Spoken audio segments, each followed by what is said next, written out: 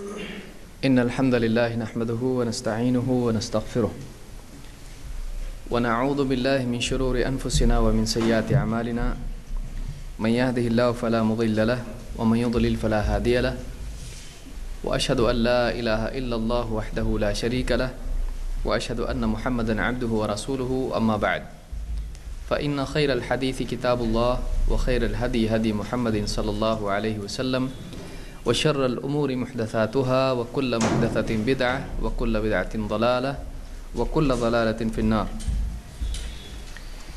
قال الله تبارك وتعالى والذين آمنوا وعملوا الصالحات أولئك أصحاب الجنة هم فيها خالدون. میرے دینی بھائیوں، ایک مبارک مجلس میں آج ہم یہاں جمع ہیں اور اسلامی تربیت، دینی تربیت، اصلاح نفس اور قرآن و سنت کا علم حاصل کرنے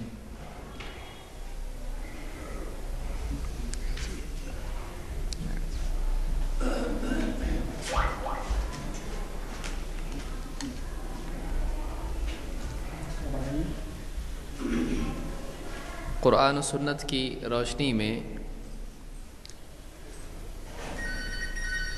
موبائل وغیرہ سب بند کر لیجیے اپنے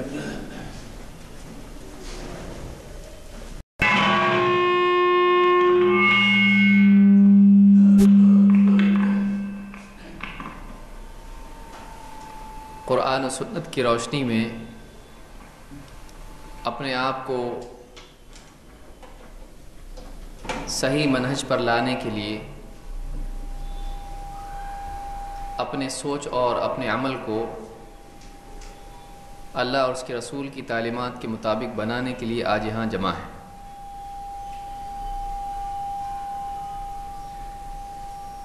ایسی دینی مجالس کا مقصود یہ ہے کہ سنجیدگی کے ساتھ میں ہم دین کی باتوں کو دلائل کے ساتھ معلوم کریں، ان دلائل کو جمع کریں، اپنے آپ کو ان باتوں سے جو حاصل ہے اس کے مطابق بنانے کی کوشش کریں اور اس سلسلے کو جاری رکھتے ہوئے ہم خود اس علم کے حامل ہو کر دوسروں کو اس کے مطابق عمل کرنے والا بنانے کی کوشش کریں۔ خطابات چاہے وہ جمعہ کے ہوں، اسی طرح سے بڑے اجتماعات میں ہوں، اس کا ایک اپنا فائدہ ہے، لیکن اس طرح کے جو دروس ہوتے ہیں اور طلبۃ العلم جب جمع ہوتے ہیں اور باتوں کو جمع کر کے ان کو محفوظ کرتے ہیں تو اس کا مقصود یہ ہوتا ہے اور اس کا فائدہ یہ ہوتا ہے کہ ایسی مجلسوں میں آنے والے، بیٹھنے والے، ان باتوں کو سننے والے خود داعی بن جاتے ہیں۔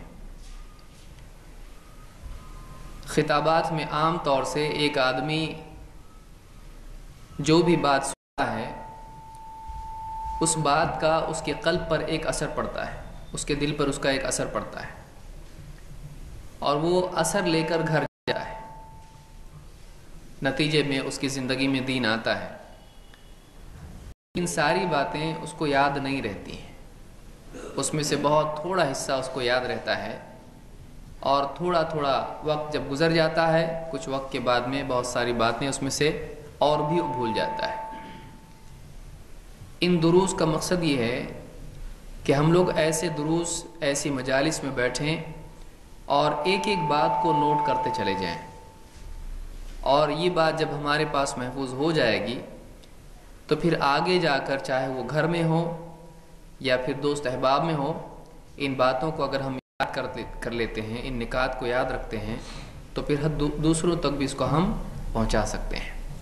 تو ایک آدمی کا دین کی بات سن کر صحیح ہو جانا یہ بہت ہی عمدہ چیز ہے، لیکن اس سے زیادہ بہتر یہ ہے کہ وہ خود بھی اس بات کو ماننے والا ہو، اس کے مطابق بن جائے اور مزید یہ کہ اس بات کو آگے لے جا کر دوسروں تک پہنچانے والا بنے۔ اللہ کے نبی صلی اللہ علیہ وسلم نے فرمایا نضر اللہ امرأن سمع منا حدیثا فحفظہ حتی یبلغہ غیرہ، اللہ تعالیٰ تر و تازہ رکھے اس انسان کو جو ہم سے کوئی حدیث سنے، اس کو یاد رکھے اور دوسرے تک اس کو محفوظ پہنچا دے، جیسا سنا تھا ویسا دوسرے تک پہنچا دے۔ تو یہ تین کام جو بھی کرے گا، تین چیزیں ہیں، تین کام جو بھی کرے گا، اللہ کے نبی صلی اللہ علیہ وسلم نے اس کے لیے دعا کی ہے کہ اللہ تعالیٰ خوش رکھے اس انسان کو، تر و تازہ رکھے، سرسبز و شاداب رکھے، ہرا بھرا رکھے اس کو۔ یہ جو دعا اللہ کے نبی صلی اللہ علیہ وسلم کی ہے، یہ اس انسان کے لیے ہے جو تین کام کرے۔ وہ تین کام کیا ہیں؟ ایک، سمع منا حدیثا، ہم سے کوئی حدیث سنے، دینی مجالس میں آنا، قرآن و سنت کی بات کو سننا، یہ پہلا کام ہے۔ بہت سارے لوگ سننے ہی سے محروم ہو جاتے ہیں، لہذا آگے کی باتیں ان کے پاس، آگے کی چیزیں حاصل نہیں ہو پاتی ہیں، تو دھیان سے سننا۔ دو، فحفظہ، اس بات کو یاد رکھنا، محفوظ کرنا، چاہے وہ حافظے میں ہو، میموری میں ہو، یا پھر قلم کے ذریعے سے وہ اس بات کو یا کسی اور ذریعے سے اس کو محفوظ کر لے۔ حتی یبلغہ غیرہ، تیسری چیز، یہاں تک کہ اس کو دوسرے تک پہنچا دے۔ تو سننا، اس کو محفوظ رکھنا اور اس کی تبلیغ کرنا، اس کو دوسرے تک پہنچانا۔ اللہ کے رسول صلی اللہ علیہ وسلم سے ملے ہوئے علم کے ساتھ میں جو آدمی یہ معاملہ کرتا ہے، اس کے لیے اللہ کے نبی صلی اللہ علیہ وسلم کی دعا ہے اللہ تعالیٰ اس کو تر و تازہ رکھے، نضر اللہ۔ یہ بہت بڑی دعا ہے جو اللہ کے نبی صلی اللہ علیہ وسلم سے ہم کو ملتی ہے۔ دنیا میں دیکھیے آدمی کے پاس مال ہے، دولت ہے، سب کچھ ہے اس کے پاس، لیکن ساری کوششوں کا اور ساری چیزوں کے حاصل کرنے کا اس کا مقصد کیا ہے؟ دنیا میں اس کو خوشی اور سکون نصیب ہو۔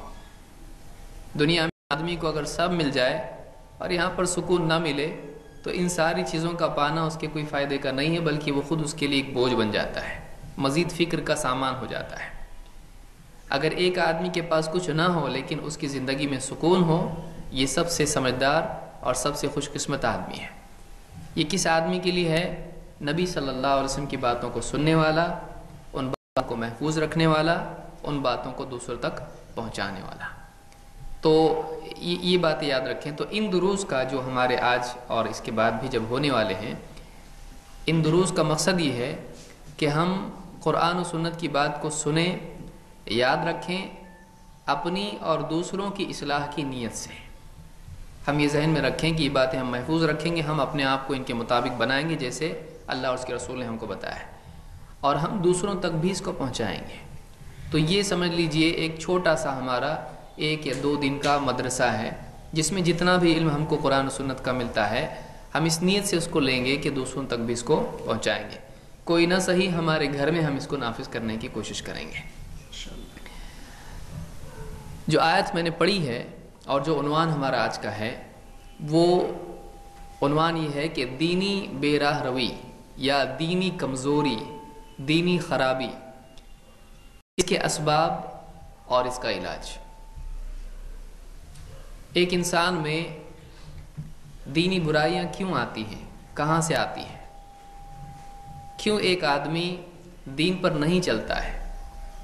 کیوں ایک آدمی سب کچھ جاننے کے باوجود بھی ایسے کام کرتا ہے جو آخرت میں اس کو ہلاک کرنے والے ہیں؟ ایک آدمی، آپ نے دیکھا ہوگا بہت سے لوگوں کا حال ہی ہوتا ہے کہ دین پر آتے ہیں، کسی خطاب میں سن لیا، امام صاحب کا خطبہ سن لیا، بہت جذبہ دل میں آ گیا، پھر کچھ دنوں تک وہ آدمی دین پر چلتا ہے، نمازیں شروع کر دیتا ہے، اس کے علاوہ دین کے اعمال کرنے لگتا ہے، داڑھی رکھ لیتا ہے، اور اس کی زندگی میں دینداری دکھائی دینے لگتی ہے۔ پھر اس کے بعد اچانک اس کی زندگی تبدیل ہو جاتی ہے، وہ سب کچھ چھوڑ چھاڑ کے پھر اسی زندگی میں چلا جاتا ہے۔ ایسا کیوں ہوتا ہے؟ ایسا ہوتا ہے کہ آدمی نماز نہیں پڑھتا ہے۔ کیوں ایسا ہوتا ہے کہ ایک آدمی حلال و حرام کی تمیز نہیں کر پاتا ہے؟ کیوں ایسا ہوتا ہے کہ اللہ کی حدود، اللہ کے احکام جاننے کے باوجود ایک آدمی ان کو توڑ چلا جاتا ہے؟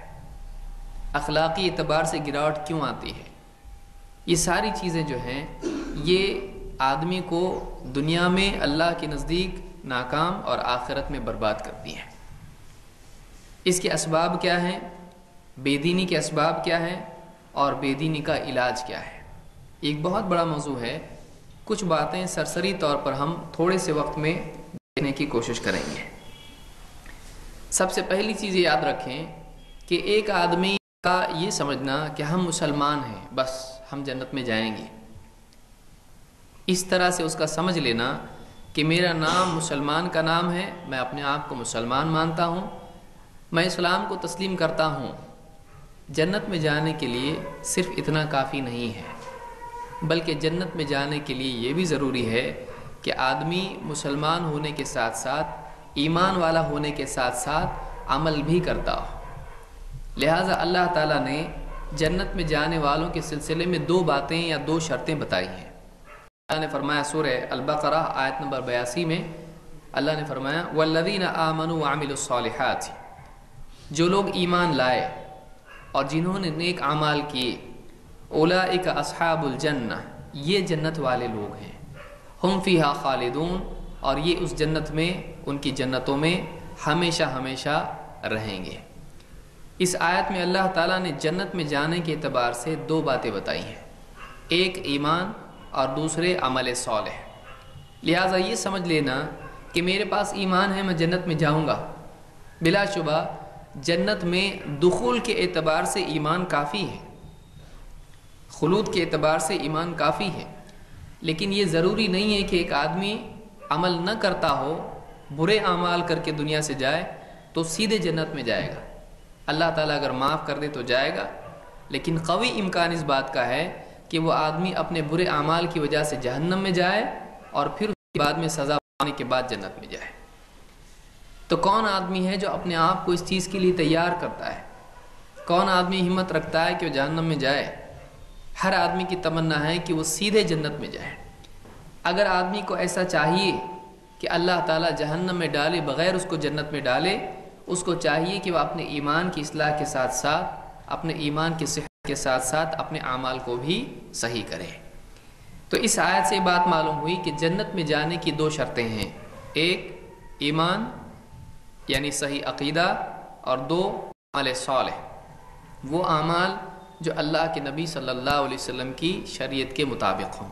یہ 2 شرطیں ہیں، صحیح عقیدہ اور سنت کے تابع اعمال، اس کے بغیر آدمی جنت میں نہیں جا سکتا ہے۔ قیامت کے دن انسان سے اس کی زندگی کا محاسبہ ہوگا، اور کن بنیادوں پر ہوگا؟ اللہ کے نبی صلی اللہ علیہ وسلم نے ایک حدیث میں باتیں بتائی ہیں، لہٰذا ہم کو اپنے آپ کو اس کے اعتبار سے ناپنا اور جانچنا چاہیے۔ کوئی آدمی یہ سمجھے ہوئے ہے کہ بس میں اللہ اور اس کے رسول کو مانتا ہوں، میں سیدھا جنت میں جاؤں گا، اگر کوئی اسی دھوکے میں ہے اس کو چاہیے کہ وہ اس حدیث کو بھی سن لے۔ اللہ کے نبی صلی اللہ علیہ وسلم فرماتے ہیں لا تزول قدم ابن آدم یوم القیامت من عند ربه حتى يسأل عن 5۔ ابن آدم کے قدم قیامت کے دن اپنے رب کے پاس سے، سامنے سے اس وقت تک نہیں ہٹیں گے جب تک کہ 5 چیزوں کا اس سے سوال نہ کیا جائے۔ 5 چیزوں کا سوال ہونے کے بعد ہی وہاں سے وہ ہٹ سکتا ہے۔ وہ 5 سوالات کیا ہیں؟ عن عمرہ فیما افنا، اپنی عمر اس نے کس چیز میں فنا کی، کھپائی، خرچ کی، صرف کی۔ وعن شبابہ فیما ابلا، اپنی جوانی کی طاقت اس نے کس چیز میں، کس کام میں لگائی۔ ومالہ من این اکتسبہ وفیما انفقہ، اور اس کے مال کے بارے میں سوال ہوگا کہ مال کہاں سے کمایا اور کہاں خرچ کیا۔ وماذا عمل فیما علم، اور جو کچھ جانتا تھا اس پر اس نے کتنا عمل کیا، اپنے علم میں اس نے کیا عمل کیا۔ امام الترمذی نے اس حدیث کو نقل کیا ہے اپنی سنن میں، جامع میں، اور اسی طرح سے صحیح الجامع صغیر میں شیخ الالبانی نے اس کو حسن کہا ہے۔ اس حدیث سے 5 سوالات قیامت کے دن کے ہم کو معلوم ہوئے جن کے مطابق ہم کو بننا ہے۔ 3 سوالات تو قبر میں ہیں اور 5 سوالات حشر میں ہیں، ان کے پاس جنت ہے۔ ان کی تیاری کیے بغیر آدمی جنتی نہیں بن سکتا ہے۔ قبر کے سوالات کیا ہیں؟ من ربک، ما دینک، من نبیک، تیرا رب کون، تیرا دین کون سا تھا، اور تیرے نبی کون تھے. یہ معرفت کا سوال ہے. اور قیامت کے دن مزید اور 5 سوالات ہیں. وہ 5 سوالات کیا ہیں؟ نمبر 1 وقت سے متعلق سوال ہے. ٹائم جو انسان کو جنتی بننے کے لیے مہلت دی گئی ہے، اس کام کو، اس وقت کو اس نے کس چیز میں لگایا. نمبر 2 صحت، خاص طور سے جوانی کی طاقت. آدمی بچپن میں کمزور ہوتا ہے، جوانی میں قوی ہوتا ہے، پھر بڑھاپے میں کمزور ہو جاتا ہے. تو زندگی کا طاقت والا وقت جس میں وہ بہت کچھ کر سکتا تھا، اس وقت کو، اس طاقت کو اس نے کہاں لگایا؟ جوانی کی قوتوں کو کہاں صرف کیا؟ تو اپنی صحت کا استعمال انسان کیسے کرتا ہے، یہ بھی سوال ہے. نمبر 3 مال کے بارے میں، اس کا ذریعہ معاش کیا ہے، وہ کہاں سے کماتا ہے، جھوٹ بول کے، دھوکہ دے کے، چوری کر کے، حرام بزنس کر کے، حرام جگہ جاب کر کے مال کماتا کیسے ہے. پھر 4 مال کو خرچ کیسے کرتا ہے، گناہوں میں صرف کرتا ہے، عیاشی میں لگاتا ہے، کہاں لگاتا ہے. اور 5 زندگی کے سلسلے میں دین کی جو باتیں جانتا ہے اس کے مطابق وہ کتنا عمل کرتا ہے، یعنی علم کے مطابق بننے کی کتنی کوشش اس نے کی، علم اور عمل میں کتنی مطابقت تھی. یہ 5 سوالات ہم سے پوچھے جانے والے ہیں. وقت کے بارے میں سوال، صحت کے بارے میں سوال، مال کے بارے میں سوال، اور علم کے بارے میں سوال. دیکھیے یہ نعمت اللہ کی ہے. دنیا میں انسان کو وقت ملا ہے، صحت ملتی ہے، اسی طرح سے اس کو مال ملتا ہے، اور اسی طرح سے اس کو اللہ کی طرف سے علم دیا جاتا ہے، جو بھی دین کا علم اس کے پاس ہوتا ہے. ان چیزوں کی اس نے بطور شکر یا ان چیزوں میں اس نے کیا کیا ہے، یہ سوالات اس سے ہونے والے ہیں. ہم اپنا وقت دیکھیں، ہم اپنا وقت کیسے صرف کر رہے ہیں. ہم دیکھیں اپنی جسمانی صلاحیتوں کو ہم کہاں صرف کر رہے ہیں. ہم دیکھیں اپنے مال کو ہم کہاں سے کما رہے ہیں، کہاں خرچ کر رہے ہیں. ہم دیکھیں کہ ہم کو جو علم دین کا ملا ہوا ہے اس کا ہم کیا حق ادا کر رہے ہیں. کتنے لوگ دین کی باتیں جانتے ہیں لیکن ان کی اولاد دین کے علم سے کوری ہوتی ہے، ان کی بیوی دین کے علم سے کوری ہوتی ہے، ان کے ماں باپ دین کے علم میں کورے ہوتے ہیں، ان کو کچھ معلوم نہیں ہوتا ہے، بلکہ خود ان کی زندگی میں عمل نہیں ہوتا ہے، اس کے مطابق ان کی زندگی نہیں ہوتی ہے. تو یہ قیامت کے دن کا معاملہ ہے. کوئی آدمی جب تک کہ ان چیزوں کا جواب نہ دے دے وہ اللہ کے آگے سے آزاد نہیں ہو سکتا ہے، بری نہیں ہو سکتا ہے. تو جنت میں جانا تو بہت دور کی بات ہے. آئیے دیکھتے ہیں کہ زندگی میں ہمارے لیے فتنہ کیا ہے، کیا آزمائش ہے جس کی وجہ سے آدمی بھٹک سکتا ہے، اور کیا اسباب ہیں جن کی وجہ سے ایک آدمی گناہوں میں چلا جاتا ہے، بے دینی کی زندگی گزارتا ہے. نمبر 1 شیطان. سب سے پہلی وجہ اور سب سے بڑی وجہ انسان کے گمراہ ہونے کی شیطان کا دھوکہ ہے. شیطان کیا کرتا ہے؟ شیطان برائیوں کو خوبصورت بناتا ہے اور نیکیوں کو مصیبت بتاتا ہے. شیطان کا کام کیا ہے؟ دیکھیے انسان کا نفس ہے، انسان کا نفس راحت چاہتا ہے، اس کو آسانی چاہیے، راحت چاہیے، اور انسان کا نفس چاہتا ہے لذتیں اس کو ملے، اور راحت. یہ 2 چیزیں ہیں نفس میں طلب ہیں. لذت کی طلب میں انسان کیا کرتا ہے؟ حلال سے آگے گزر کر حرام کی بھی کوشش کرتا ہے.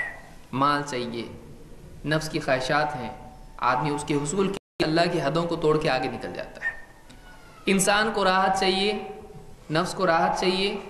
اس راحت کی طلب میں نفس کیا کرتا ہے؟ اللہ کے فرائض جن میں تھوڑی تکلیف ہوتی ہے، ان تکلیفوں کی وجہ سے وہ کام جو اللہ کو پسند ہے کرنے سے انسان کو روک دیتا ہے. اس کی بہترین مثال نماز ہے فجر کی یا رمضان کے روزے ہیں. اب آدمی کے سامنے ہوتا ہے اتنی تکلیف، نیند چھوڑنے کی تکلیف، بھوکے رہنے کی تکلیف، لہٰذا بہت سارے لوگ فجر کی کیا ساری نمازیں چھوڑ دیتے ہیں چونکہ ان کو تکلیف نہیں اٹھانا ہے. کون مسجد تک جائے، کون اپنا وقت خراب کرے، کون اپنے لیے نیند چھوڑ کے جائے، کون سردی میں وضو کرے، تکلیف نہیں چاہیے. اور بہت سارے لوگ لذت چاہتے ہیں. کوئی زنا میں مبتلا ہو جاتا ہے، کوئی چوری کرتا ہے، کوئی جھوٹ بولتا ہے، کوئی خیانت کرتا ہے، کوئی مال غبن کرتا ہے، تجارت میں سود کے لیے اپنی دونوں ہاتھ کھول دیتا ہے. تو ایک آدمی ان دو چیزوں کی وجہ سے گناہوں میں مبتلا ہو جاتا ہے. اور انسان کو جو نفس ہے، یہ نفس انسان کے لیے، شیطان کے لیے دروازہ کھول دیتا ہے. شیطان باہر سے کوشش کرتا ہے اور نفس انسان کے اندر سے شیطان کے آنے کا راستہ ہموار کرتا ہے. لہٰذا ایک آدمی کو چاہیے کہ وہ شیطان کے سلسلے میں ہوشیار رہے.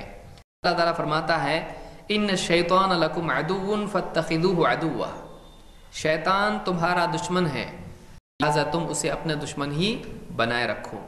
انما یدعو حزبہ لیکونوا من اصحاب السعیر، وہ اپنے لشکر کو، اپنے گروہ کو آواز دیتا ہے تاکہ اس کے ساتھ وہ بھی جہنمی بن جائیں. یہ قرآن کریم میں سورہ فاطر کی آیت نمبر 6 ہے. اس آیت میں اللہ تعالیٰ نے فرمایا کہ شیطان تمہارا دشمن ہے اور اللہ نے حکم ہم کو دیا فاتخذوہ عدوا، لہذا تم اسے اپنا دشمن ہی بنائے رکھو. شیطان کا مقصد کیا ہے؟ وہ جہنم میں جانے والا ہے، یہ یقینی ہے، طے ہے. اللہ کا فیصلہ اس کے بارے میں جہنم کا ہو چکا ہے. اب وہ چاہتا ہے کہ میں برباد ہوا ہوں، جس انسان کی وجہ سے میں برباد ہوا ہوں اس انسان کو بھی میں برباد کروں گا. میں تو بچ نہیں سکتا، اس کے گھمنڈ کی وجہ سے وہ توبہ نہیں کرے گا، اللہ کو معلوم ہے. وہ چاہتا ہے کہ اپنے ساتھ انسان کو بھی لے جائے تاکہ انسان کو وہ اللہ کے آگے ذلیل کر سکے. تو اللہ نے فرمایا انما یدعو حزبہ، وہ اپنے لشکر کو، اپنے گروہ کو پکارتا ہے، دعوت دیتا ہے برائیوں کی طرف. کیوں؟ مقصود اس کا کیا ہے؟ مقصود اس کا بھلائی نہیں ہے. مقصود یہ ہے کہ وہ لوگ جو اس کی بات مانیں اس کے ساتھ جہنم میں جائیں. وہ جہنم میں لے جانے کے ساتھ جہنم میں لے جانے کے لیے انسان کو دعوت دیتا ہے. تو اس آیت میں اللہ نے بتایا کہ شیطان دشمن ہے، تم اس کو اپنا دشمن بنائے رکھو. اگر کوئی آدمی آپ کا دشمن ہے اور آپ سے کہے رات میں کہ چلو ذرا میرے ساتھ کچھ چل کے آتے ہیں، آپ اس کی بات پہ کبھی بھروسہ نہیں کریں گے. آپ سوچیں گے کہ یہ رات میں مجھے لے جا رہا ہے، شاید میرے قتل کا، میری پٹائی کا اس کا پلاننگ دکھائی دیتا ہے، یہ مجھ کو کوئی نقصان پہنچانا چاہتا ہے. کوئی آپ کا دشمن آئے آپ سے کہے کہ اس کاغذ پر دستخط کر دو، دشمن تو کیا آدمی دوست پہ بھی بھروسہ نہیں کرتا ہے. وہ یہ سوچے گا کہ شاید مجھ سے کہیں دستخط کروا کہ مجھ سے میری جائیداد چھیننا چاہتا ہے. دشمن پہ آدمی بھروسہ نہیں کرتا ہے، اس کی بات کو شک کی نگاہ سے دیکھتا ہے، اس کی باتوں میں نہیں آتا ہے، اس کی بات نہیں مانتا ہے. وہ کتنا بھی قسمیں کھا کر کوئی بات کہے اتنا زیادہ اس پر شک کرتا ہے. لیکن عجیب بات یہ ہے کہ شیطان انسان کے دل میں جو بھی بات ڈالتا ہے فوراً آدمی اس کو قبول کر لیتا ہے. شیطان اس کو گمراہی کی طرف بلاتا ہے، آدمی فوراً اس کے پیچھے لگ جاتا ہے. اللہ تعالیٰ نے یہاں پر جو کہا ہے کہ تم شیطان کو اپنا دشمن بناؤ، کیا مطلب ہے؟ جیسا تم دشمن پر بھروسہ نہیں کرتے ہو، اس کی باتوں میں نہیں آتے ہو، اسی طرح سے شیطان سے بھی ہمیشہ چوکنا رہو. آدمی اپنے دشمن کے سلسلے میں بے فکر نہیں ہوتا ہے. سب سے بڑا دشمن شیطان ہے، اس کے سلسلے میں کیسے آدمی بے فکر ہو جاتا ہے؟ دل میں آنے والے خیالات شیطان کی طرف سے بھی ہوتے ہیں، آدمی ان خیالات کے تابع ہو جاتا ہے. کیسے ہوتا ہے؟ اس کو چاہیے کہ وہ علم کے تابع ہو جو اللہ اور اس کے رسول سے اس کو ملا ہے، نہ کہ دل کے جذبات جو بھی دل میں پیدا ہوتے ہیں. دل کے خیالات کے پیچھے چلنے والا آدمی ٹھوکر کھاتا ہے، جہنم میں گر جاتا ہے. تو پہلا سبب گمراہی کا یہ ہے کہ شیطان چاہتا ہے انسان گمراہ ہو اور آدمی اس کی باتوں میں آ جاتا ہے اور جنت سے محروم ہو جاتا ہے. نمبر 2، آدمی کا نفس ہے شیطان کے آنے کا راستہ. دیکھیے گھر کا دروازہ بند ہے، باہر سے دشمن اگر آنے کی کوشش کرے نہیں آ سکتا ہے، کیوں؟ اندر سے بند ہے. لیکن اندر اگر کوئی ایسا ہو جو شیطان والا ہو، اب وہ نادانی میں یا پھر شیطان کی باتوں میں آ کر وہ کھول دے دروازہ، شیطان کے آنے کا راستہ ہموار ہو جاتا ہے. یہی کام نفس کرتا ہے. شیطان اندر آنے کے لیے، انسان کو نقصان پہنچانے کے لیے، گمراہ کرنے کے لیے سہارا لیتا ہے نفس کا.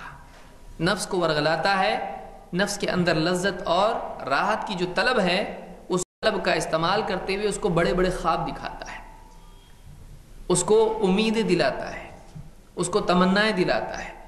نفس کی کمزوریوں کا فائدہ اٹھاتے ہوئے دنیا کو اس کے سامنے خوبصورت بنا کر، حرام چیزوں کو خوبصورت بنا کر اس کے سامنے پیش کرتا ہے. نیکیوں کو اس کے سامنے بوجھ بنا کر پیش کرتا ہے. لہذا نفس ایک چھوٹے بچے کی طرح ضد باز ہوتا ہے. لہذا نفس کیا کرتا ہے؟ انسان کو مجبور کرتا ہے کہ وہ گناہوں میں پڑ جائے, وہ غلط کام کر بیٹھے. تو نفس انسان کے اندر ہے, شیطان باہر ہے. باہر سے شیطان انسان کے نفس کو ورغلا کر اس سے وہ کام کرواتا ہے جو اس نے نہیں کرنا ہے. ابو بکر صدیق رضی اللہ تعالیٰ نے عمر رضی اللہ تعالیٰ کو ایک خاص نصیحت کی تھی اپنے آخری وقت میں.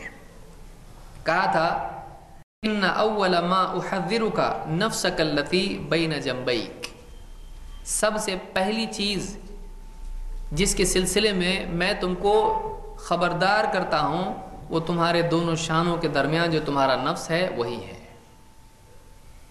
تمہارے سینے میں جو دل ہے, جو تمہارا نفس ہے, یہ تمہارا نفس سب سے پہلے خبردار ہونے کی چیز, سب سے زیادہ ہوشیار رہنے کی چیز, جس چیز سے سب سے زیادہ آدمی کو چوکنا رہنا چاہیے وہ تمہارا نفس ہے. کیوں؟ اگر نفس آدمی کا کمزور نہیں ہوگا شیطان کو بھی موقع نہیں ملے گا. اگر نفس آدمی کا کمزور ہے, اس کی تربیت نہیں ہوئی ہے, اگر وہ گناہوں سے بچنے کا عادی نہیں ہوا ہے, اگر وہ اللہ کے حکموں پہ چلنے کا پابند نہیں ہوا ہے, تو پھر شیطان کے لیے بہت آسان ہے کہ جیسے ایک جانور کے گلے میں رسی ڈال کر اس کو جہاں چاہے لے جائے, شیطان انسان کے گلے میں رسی ڈال کر اس کو گمراہی کے راستے پر دوڑا سکتا ہے. نفس آدمی کی کمزوری ہے, شیطان کے لیے آنے کا دروازہ ہے. نفس بہت بڑی کمزوری انسان کی جس کی وجہ سے آدمی ہلاک ہو سکتا ہے. تو ابو بکر صدیق رضی اللہ تعالیٰ نے عمر رضی اللہ تعالیٰ کو سب سے پہلے جس چیز سے خبردار رہنے کے لیے کہا وہ کیا ہے؟ آدمی کا نفس ہے. جامع العلوم والحکم میں ابن رجب نے اس کو ذکر کیا ہے. اسی لیے اللہ کے نبی صلی اللہ علیہ وسلم فرماتے ہیں, امام البخاری نے ایک حدیث میں اس کو ذکر کیا ہے کہ حجبت النار بالشہوات وحجبت الجنت بالمکارہ. دو چیزیں ہیں.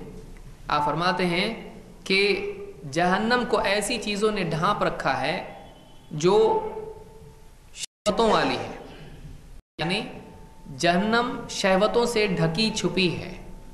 اور اسی طرح سے آپ نے فرمایا وحجبت الجنت بالمکارہ, جنت ایسی چیزوں سے چھپی ہوئی یا ان پر پردہ ہے ایسی چیزوں کا جو بہت ہی کراہت والی ہے.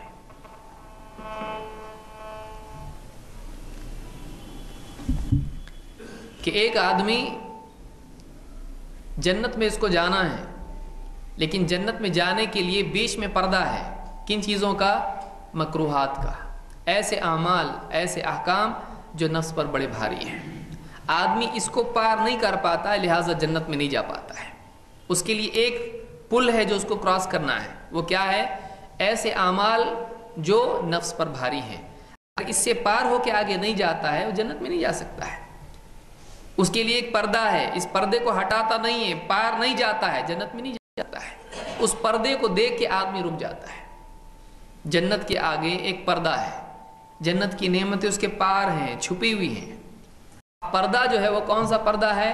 ایسی چیزوں کا پردہ ہے جو نفس پر بڑی بھاری ہیں. جب تک کہ اس پردے کو ہٹاتا نہیں ہے پار نہیں جاتا ہے, جنت میں نہیں جا سکتا. اگر اس کو دیکھ کے رک جائے آدمی تو جنت سے محروم ہو جائے گا. کی نگاہ اس پردے پر ہوتی ہے, جنت کی نعمتوں پر نہیں, لہٰذا وہ جنت میں جانے سے رک جاتے ہیں. اور ایک آدمی جہنم ہے, جہنم کے اوپر ایک پردہ ہے. کیسی چیزوں کا ہے؟ جو آدمی کو بڑی مرغوب ہے. آدمی ان چیزوں کو دیکھتا ہے, اس کے پار جہنم کو نہیں دیکھتا, تو ان چیزوں کو دیکھ کر للچاتا ہے اور پردہ ہٹا کے اندر جاتا ہے, اور اندر جاتا ہے تو دیکھتا ہے کہاں پہنچ گیا, وہ جہنم میں پہنچ گیا. کتنی عمدہ مثال اللہ کے نبی صلی اللہ علیہ وسلم نے دی ہے. آپ نے فرمایا جہنم شہوتوں سے ڈھکی ہوئی ہے اور جنت مکروہات سے, ایسے اعمال جو اس پر بڑے بھاری ہیں. تو یہ نفس بھی انسان کا گناہوں کی طرف اس کو لے جاتا ہے اور اللہ کے حکموں سے انسان کو روکتا ہے. نفس ہمارا دشمن ہے, اگرچہ وہ ہمارا اپنا ہے لیکن وہ ہمارا دشمن ہے. وہ ایک نادان بچے کی طرح ہے جو ماں باپ کے لیے مصیبتیں کھڑی کرتا ہے. نمبر 3, دنیا کیوں انسان گمراہی میں آتا ہے, کیوں اللہ کے حکموں کو توڑتا ہے, کیوں حرام میں چلا جاتا ہے, کیوں گناہوں میں ملوث ہو جاتا ہے. تیسری وجہ اس کی ہے کہ دنیا سامنے ہے اور آخرت چھپی ہوئی ہے، بعد میں آنے والی ہے۔ اور انسان کی مزاج میں ہے کہ جو چیز سامنے ہوتی ہے آدمی اس کے پیچھے دوڑتا ہے، اور جو چیز کل ملنے والی ہے، جو چیز آج دکھائی نہیں دیتی ہے، آدمی اس کے لیے کوشش بھی نہیں کرتا اور غفلت میں پڑ جاتا ہے۔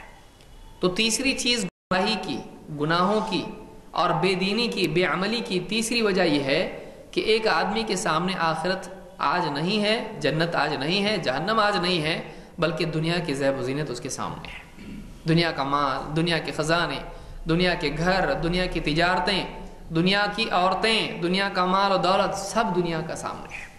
لہذا آدمی جو سامنے ہے اسی کے پیچھے دوڑتا ہے، اور آخرت سامنے نہیں ہے اس کے لیے آدمی عمل نہیں کرتا ہے۔ جنت سامنے نہیں ہے اس کے لیے دوڑتا نہیں ہے، کل کا کل دیکھیں گے یا کس نے دیکھا ہے۔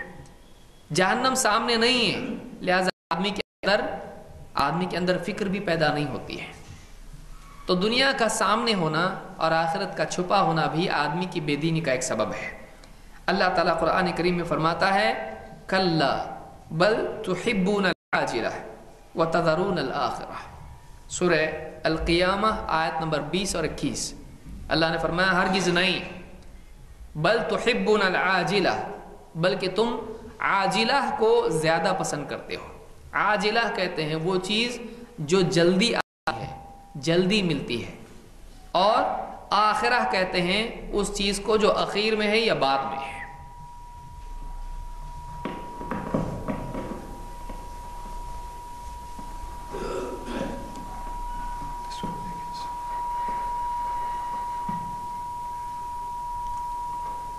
محفوظ بھائی دیکھیے ذرا، اس کو تھوڑا کم کیجیے۔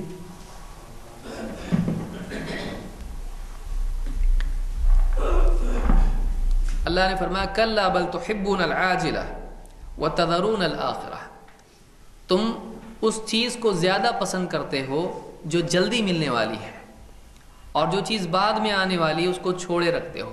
اور یہی بات آج دیکھیں، بہت سارے لوگ ہیں بچپن سے جوانی تک کھانا پینا کھیلنا کودنا پھر پڑھنا، جوانی کے بعد جاب، اس کی فکر میں، نکاح کی فکر میں، اور پھر آدمی کا ہوتے ہوتے جب بڑھاپا آتا ہے تو آدمی دنیا کا اتنا عادی ہو چکا ہوتا ہے کہ دین کے لیے کچھ کر نہیں پاتا ہے، بلکہ بڑھاپے میں جانے کے بعد بھی آدمی میں ریاست کی جو طلب پیدا ہو جاتی ہے آدمی اس میں چلا جاتا ہے۔ بچپن میں چھوٹی لذتیں، کھانا پینا کھیلنا کودنا، جوانی میں اس سے آگے کی لذتیں، مال اور عورت، پھر اس کے بعد بڑھاپا، اقتدار اور طاقت اور سماج میں پوسٹ، آدمی کی زندگی اسی میں نکل جاتی ہے۔ اور آدمی آخرت کے لیے کچھ کر پاتا ہے؟ نہیں کر پاتا ہے۔ تو آدمی آج جو ملنا ہے اسی کے پیچھے دوڑتا رہتا ہے، اس کے سامنے آج کی لذتیں، آج کی نعمتیں، آج کی تکلیفیں ہوتی جن سے اپنے آپ کو بچانے کی فکر کرتا رہتا ہے۔ لیکن کل جو چیز ہے، جو بڑی تکلیف ہے، کل جو جنت ملنے والی ہے، جو بڑی نعمت ہے، جو ہمیشگی کی راحت ہے، آدمی اس کو کل پر ٹالتا رہتا ہے۔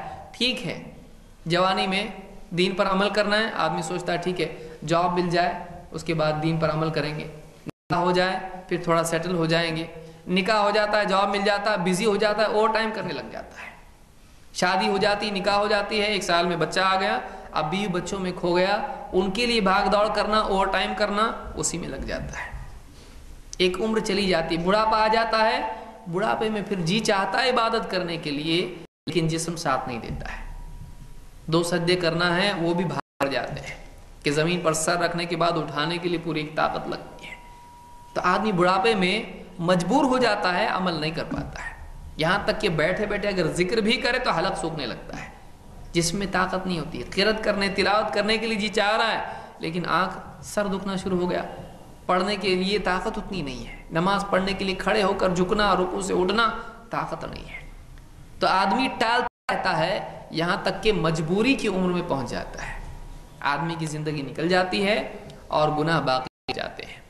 لہٰذا دنیا میں یعنی دنیا کا سامنے ہونا، دنیا کی ذمہ داریاں، یہاں کی لذتیں، یہاں کے پرابلم، ان کا سامنے ہونا آدمی کو انہی میں پھنسا دیتا ہے، آدمی اس کے پار آخرت کی فکر نہیں کر پاتا ہے، لہٰذا اللہ کا مجرم ہو کے دنیا سے جاتا ہے، گناہ گار ہو کے دنیا سے جاتا ہے۔ نمبر 4 بے دینی کے اسباب، دین پر عمل نہیں کرنے کے اسباب میں سے چوتھا سبب ہے دنیا کی مصیبتیں، دنیا کی پریشانیاں۔ بہت سے لوگوں کو آپ نے دیکھا ہوگا کہ دیندار تھے لیکن پھر کچھ تکلیف آتی ہے، جاب نہیں مل رہا ہے، نوجوان ہے، داڑھی تھی، اچھا خاصا یعنی پابند تھا، کورس کیا، پڑھائی کی، جاب تلاش کیا، یہاں وہاں بھاگتا رہا، دوڑتا رہا، یا رشتے تلاش کرتا رہا، رشتے نہیں مل رہے ہیں۔ ایک وقت کے بعد میں پریشان ہو جاتا ہے، تکلیف میں آتا ہے، جب مصیبت کا پہاڑ ٹوٹتا ہے، جب گھر والے پریشان کرنا شروع کر دیتے ہیں، داڑھی واڑی کاٹ دیتا ہے، سب کچھ چھوڑ چھاڑ کے دنیا میں کھو جاتا ہے، حرام تجارت بھی کرنے لگتا ہے، حرام جاب پہ لگ جاتا ہے۔ دنیا کی تکلیف، کوئی پریشانی آ جاتی ہے، آدمی سب سے پہلے دین کو سلام کرتا ہے۔ گھر میں جھگڑا ہوا، جات کا جھگڑا ہوا، گھر والوں نے اس کو ستایا، پریشان کیا، حصہ نہیں دیا، غصے میں آ جاتا ہے، دین چھوڑ چھاڑ کے آدمی دنیا میں لگ جاتا ہے۔ بہت سارے لوگوں کو آپ نے دیکھا ہوگا کہ جب بھی کچھ پریشانی اور مصیبت آتی ہے وہ غصہ دین پر نکالتے ہیں۔ یہ بھی عجیب بات ہے کہ ایک آدمی جس نے اس کو ستایا ہے، جہاں سے نقصان دنیا میں آیا ہے، اس کے اوپر ناراض ہونے کے آدمی سب سے پہلے کس پہ ناراض ہوتا ہے؟ دین پہ ناراض ہو جاتا ہے۔ گھر میں کسی بچے کا انتقال ہوا، 3 بیٹیاں ہو گئیں، بہت سارے لوگ یہ بھی ناراض ہو جاتے ہیں، نماز ہی چھوڑ دیتا ہے آدمی۔ یہ کیا کوئی قاعدہ ہے؟ میں بیٹا مانگ رہا ہوں اتنے سالوں سے، اللہ دیتا ہی نہیں ہے، ناراض ہو کے نماز چھوڑ دیتا ہے۔ کہ بیٹی کا ملنا جنت کے ملنے کا ذریعہ ہے، کہ جو آدمی 2 یا 3 بیٹیوں کی اچھے سے پرورش کرے، اللہ کے نبی صلی اللہ علیہ وسلم فرماتے ہیں کہ وہ اس کے لیے جہنم سے آڑ بنیں گی، جہنم سے اس کے لیے حفاظت بنیں گی۔ تو ایک آدمی دنیا میں جب تکلیفیں اس پر آتی ہیں تو ان تکلیفوں سے پریشان ہو کر دین کو سب سے پہلے چھوڑ دیتا ہے، حالانکہ تکلیفوں اور پریشانیوں سے بچنے کا ذریعہ خود دین ہے۔ ان سے نکلنے کا حل، اس کو تھوڑا آواز کم کرتے ہیں، آواز کم کیجیے تھوڑا، کوئی آدمی جاننے والے، آواز کم کرو نا۔ سر کہاں گئے؟ نورا بھائی کو بلائیے۔ ان تکلیفوں سے ان تکلیفوں سے بچنے کا راستہ خود دین ہے۔ آپ دیکھیں یونس علیہ السلام مچھلی کے پیٹ میں پھنسے، بچانے والا کون تھا؟ بچانے والا اللہ تھا۔ ایک آدمی دنیا میں کسی بھی مصیبت میں ہے، اگر واقعی وہ اخلاص کے ساتھ، اپنی کوتاہیوں کے اقرار کے ساتھ اور توحید کے وسیلے سے اللہ تعالیٰ سے جب مانگتا ہے کہ اللہ میں تیرا بندہ ہوں، میں تیری عبادت کرتا ہوں، میں تجھی کو اپنا معبود مانتا ہوں، لہٰذا تو میری مدد کر، جب اس طرح سے آدمی اللہ سے مانگتا ہے، اللہ اس کو بچاتا ہے۔ دنیا میں امتحان انسان پر آتا رہتا ہے، مصیبتیں آتی، کبھی بیماری کے راہ سے، کبھی معاشی پریشانیاں آتی ہیں، کبھی گھریلو پریشانیاں آتی ہیں، کبھی کچھ پریشانی باہر سے آتی ہے۔ آدمی ان پریشانیوں سے پریشان ہو کر اگر دین کو چھوڑتا ہے تو یہ عذاب ہے، دنیا اور آخرت کا عذاب ہے۔ تو ایک سبب، چوتھا سبب یہ ہے، دنیا کی مصیبتیں انسان کو بے دین بناتی ہیں۔ اللہ تعالیٰ قرآن کریم میں سورہ الحج میں آیت نمبر 11 میں فرماتا ہے وَمِنَ النَّاسِ مَن يَعْبُدُ اللَّهَ عَلَى حَرْفٍ، لوگوں میں سے کچھ لوگ ایسے ہوتے ہیں کہ جو کنارے رہ کر اللہ کے بندے بنے رہتے ہیں، باؤنڈری پہ رہ کے اللہ کی عبادت کرتے ہیں۔ فَإِنْ أَصَابَهُ خَيْرٌ اطْمَأَنَّ بِهِ، جب ان کو کوئی خیر اور راحت پہنچتی ہے تو اطمینان ان کو رہتا ہے، خوش رہتے ہیں۔ وَإِنْ أَصَابَتْهُ فِتْنَةٌ انقلب عَلَى وَجْهِهِ، لیکن جب ان پر فتنہ، آزمائش، تکلیف، تنگی، پریشانی، مصیبت آتی ہے، انقلب علی وجہی، الٹے منہ پیٹ پھیر کے نکل جاتے ہیں، منہ پھیر کے راستہ بدل دیتے ہیں۔ انقلب علی وجہی، صراط مستقیم سے، اللہ سے، حق سے منہ پھیر کے نکل جاتے ہیں، الٹے پاؤں پھر جاتے ہیں۔ اللہ نے فرمایا خسر الدنیا والآخرہ ذلک هو الخسران المبین، یہ دنیا اور آخرت کا خسارہ ہے، بلکہ کیا ہے؟ یہ کھلا خسارہ ہے۔ ایک آدمی دنیا اور آخرت میں ناکام ہو جائے، اس سے بڑھ کے ناکامی کیا ہو سکتی ہے؟ ایک آدمی دنیا میں کامیاب ہوتا ہے، مال دولت ہر اعتبار سے، آخرت میں ناکام ہے۔ ایک آدمی دنیا میں ناکام ہوتا ہے، کچھ نہیں ہے، آخرت میں کامیاب ہے۔ ایک آدمی دنیا اور آخرت میں ناکام ہو جائے، نہ دنیا ملے، دنیا میں اللہ کا تعلق نہ ملے، دنیا میں اللہ کی طرف سے تائید اور مدد نہ ملے، اور آخرت میں بھی آدمی ناکام ہو جائے، اس سے بڑھ کے ناکامی کیا ہے؟ تو یہ کہ ایک آدمی دنیا میں پریشانی آنے پر دین سے پھر جائے، اس کو نہ اللہ کی معیت ملتی ہے، نہ اللہ کی نصرت ملتی ہے، نہ آخرت میں اس کو مغفرت ملے گی۔ لہٰذا یہ چوتھی چیز ہے جس کو یاد رکھنا چاہیے، جو بے دینی کے اسباب میں سے ایک سبب ہے۔ نمبر 5، بری صحبت، یہ بھی بے دینی کے اسباب میں سے ہے۔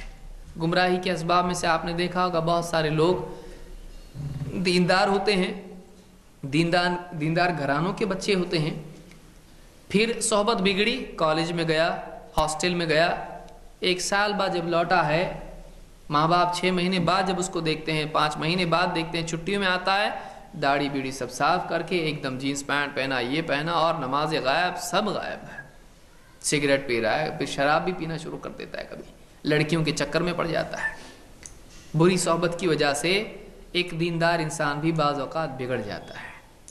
ایک اچھا آدمی لوگوں کے ساتھ، جن لوگوں کے ساتھ اٹھتا بیٹھتا ہے، دھیرے دھیرے دھیرے ان کے اثرات اس میں آتے ہیں۔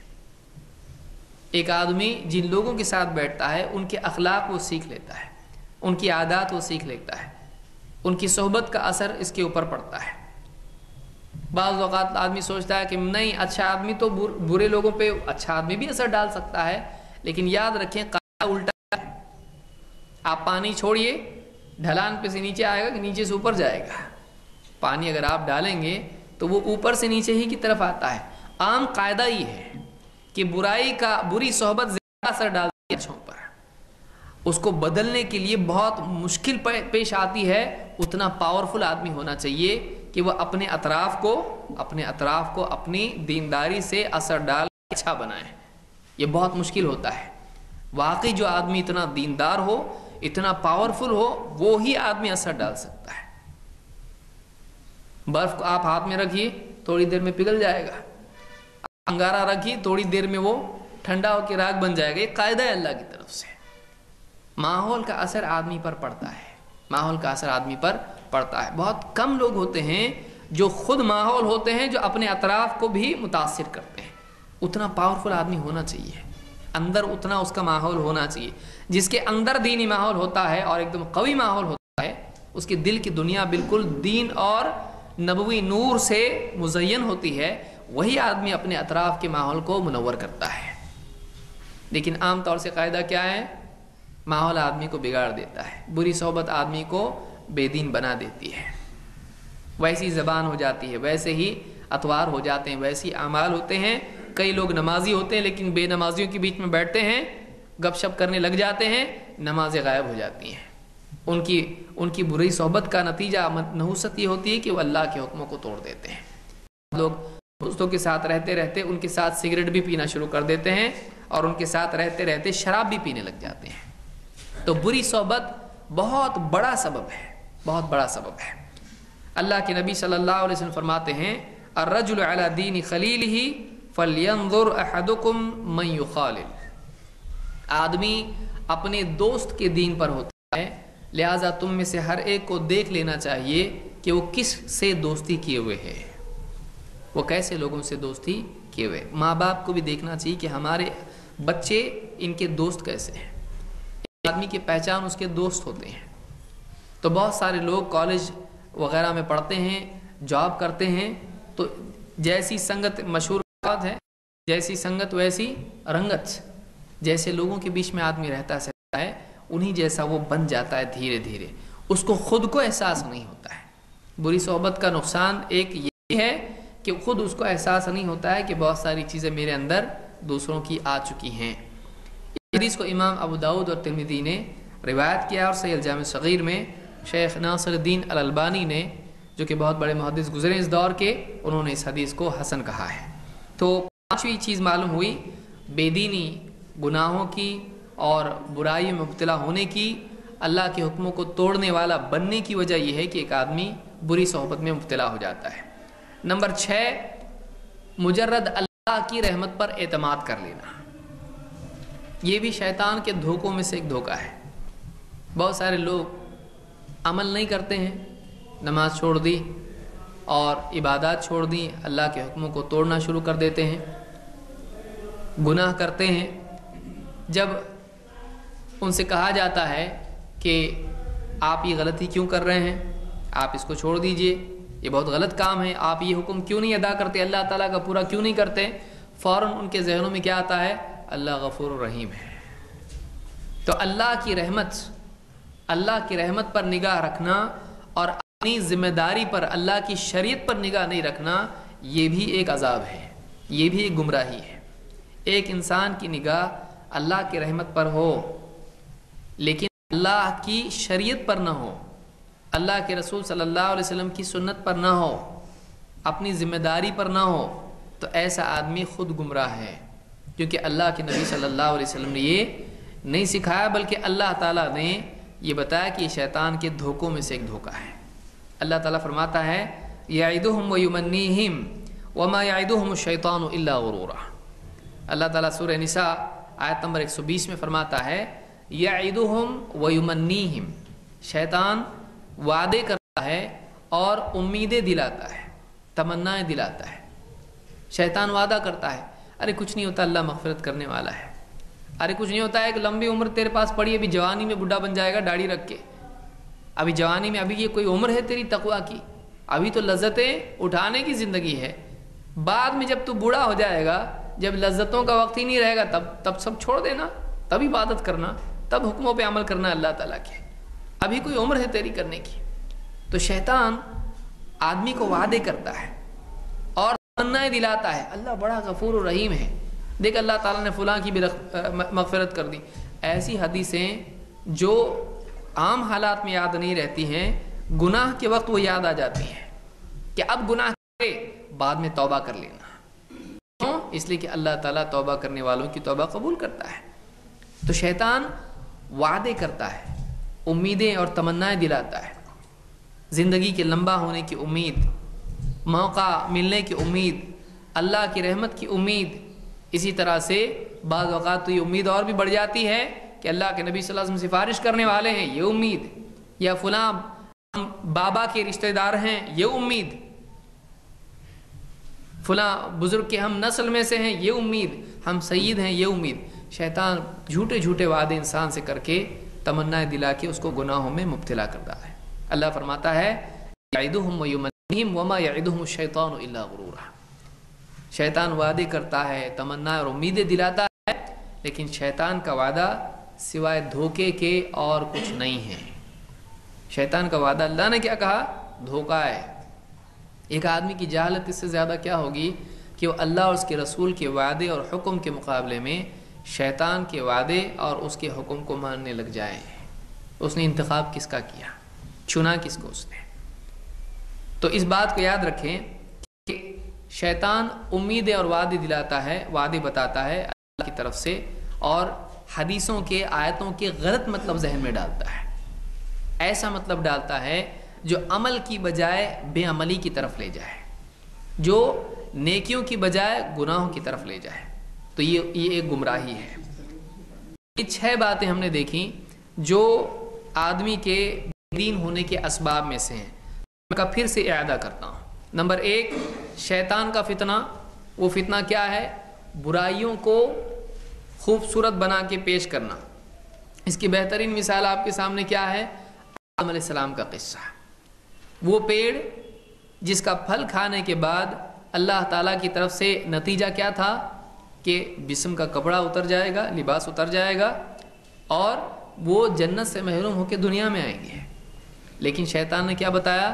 اس کا پھل کھاؤ گے، فرشتے بن جاؤ گے، ہمیشگی کی زندگی ملے گی، تم کو بادشاہت مل جائے گی۔ تو نقصان کی بجائے فائدہ سامنے رکھنا، وہ بھی جھوٹ، وہ بھی دھوکہ، برائیوں کو خوبصورت کر کے بتانا۔ نمبر 2، نفس کی خواہشات، نفس کی تمناؤں کو پورا کرنا۔ ایک آدمی بچے کی تمنائیں پوری نہیں کرتا ہے، بچہ بازار میں آپ اس کو لے جاؤ، ابو یہ چاہیے، ابو یہ چاہیے، ہر چیز مانگتا ہے۔ لیکن باپ کیا کرتا ہے؟